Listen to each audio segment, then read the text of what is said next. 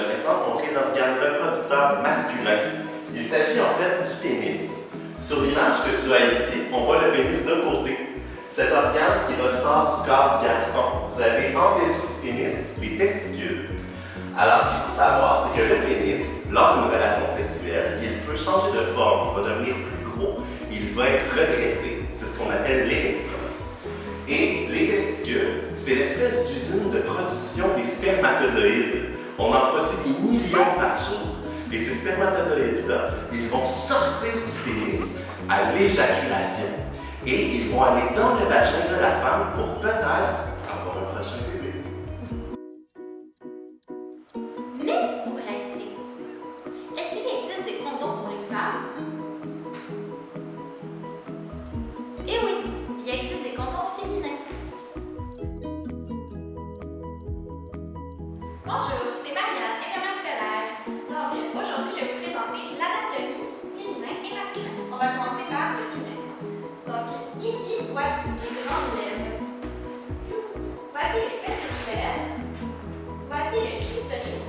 Ceci va nous permettre d'avoir des sensations.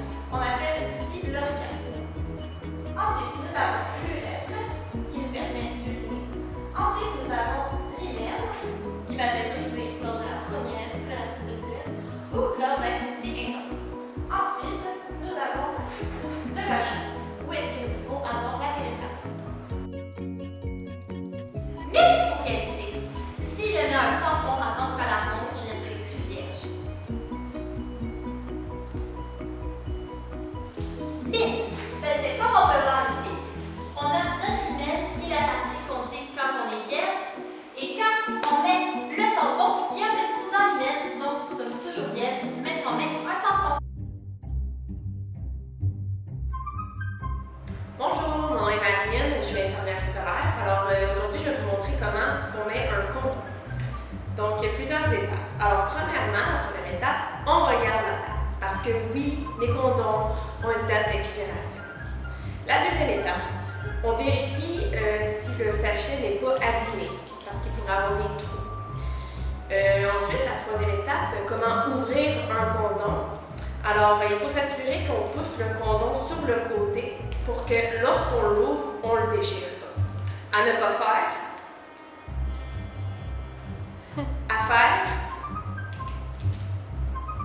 Alors, une fois qu'il est ouvert, il faut s'assurer qu'il ne soit pas à l'envers.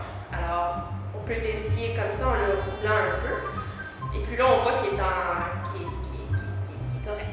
Alors, nous sommes rendus à l'étape où on doit appliquer le condom sur le pénis. Alors, lorsqu'on commence, il est important de tenir le bout du condom, puis avec la main, de dérouler.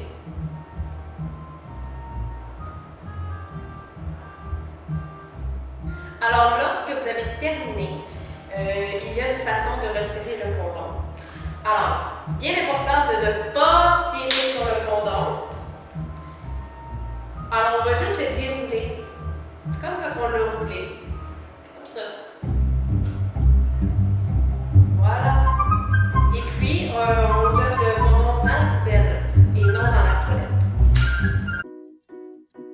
Mythe ou réalité? On sait que le condom nous sert à nous protéger. Mais si j'en ai deux, est-ce que je vais être plus protégée? C'est un mythe. Parce que quand on en met deux, un par-dessus l'autre, ils frottent ensemble et ils font des petits trous. Donc, je serais autant pas protégée que si j'en avais pas mis.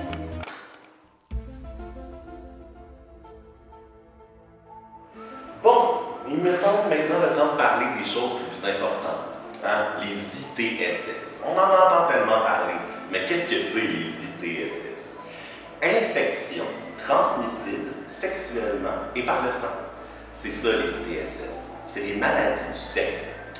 Dans le fond, on vous présente depuis le début des manières de protection, comme on a vu le condom, et on a vu pour la fille, un petit peu plus tard dans l'adolescence, la contraception orale, c'est la pilule que la petite fille prend. Bref, les ITSS peuvent malheureusement nous toucher quand on ne se protège pas. On peut entendre parler comme maladies les plus populaires, la chlamydia. Ça, c'est une bactérie qui peut faire mal un petit peu et faire des écoulements au niveau des organes génitaux. On peut avoir la gonorrhée, qui ressemble beaucoup à la chlamydia, mais les médecins sont capables de les différencier très bien. On peut avoir aussi l'herpès. L'herpès, c'est une maladie virale qui, quand tu l'attrapes une fois, malheureusement, tu vas l'avoir pour toute ta vie. Mais on peut la contrôler avec certains médicaments. Bref, si tu as des questions plus poussées et personnelles sur les ITSS, je t'invite à venir me voir.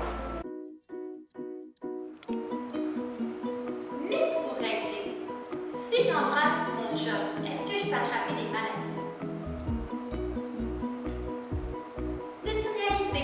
Vous pouvez attraper soit une mononucléose ou de l'herpès zika qu'on appelle aussi des feux sauvages. Salut, c'est encore moi, Samuel.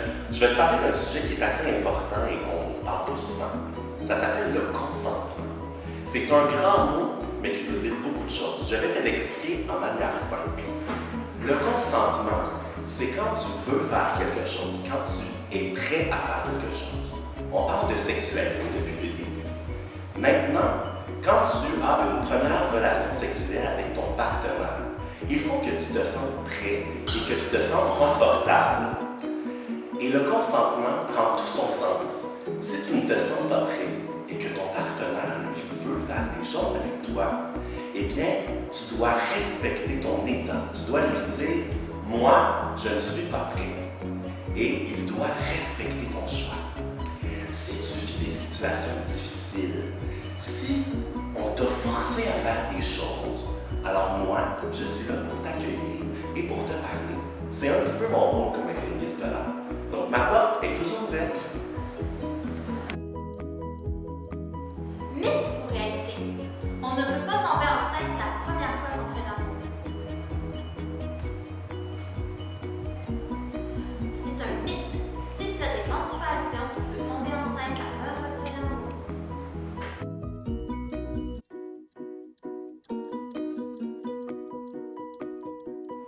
Donc, si vous avez des questions ou des préoccupations, vous pouvez consulter un CLSC, l'infirmière de l'école, la psychologue de l'école ou Tel Jeune. Tel Jeune, un organisme qui vient en aide aux enfants ou aux adolescents d'un simple appel. Donc, le téléphone c'est le 1-800-263-2266 ou sinon, il y a Allo J'écoute, un autre organisme, où le téléphone est 1-866-925-5454. Donc, vous pouvez aussi appeler au 811 et là, une infirmière va vous parler directement.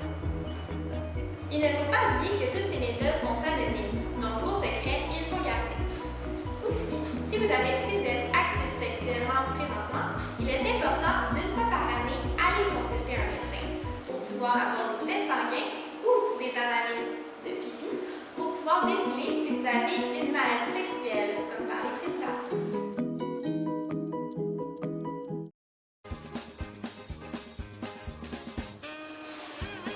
Mythe ou réalité?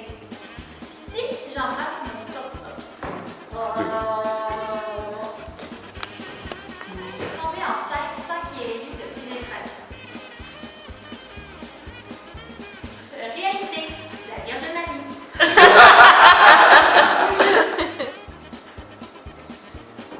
Alors, on l'applique et on déroule avec deux. Ah non, il n'y a pas de Non. Quand tu le mets sur le bout du pénis, Ouais. tu tiens d'une main, tu pinces. C'est pour ça que c'est impossible qu'elle ait. C'est ça, c'est pour ça que c'est impossible. Et après ça, tu déroules. Je vais te dire la banane. Alors. Je savais.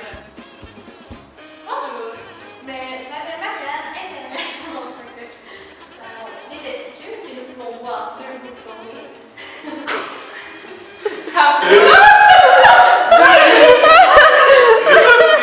Ce qu'on appelle les testicules ou la bourse. Et voilà, cet organe-là, il gonfle. Je vais montrer maintenant l'organe reproducteur masculin. En fait, le mot facile, c'est le pénis. Et voilà. Salut! J'ai pas fait le signe.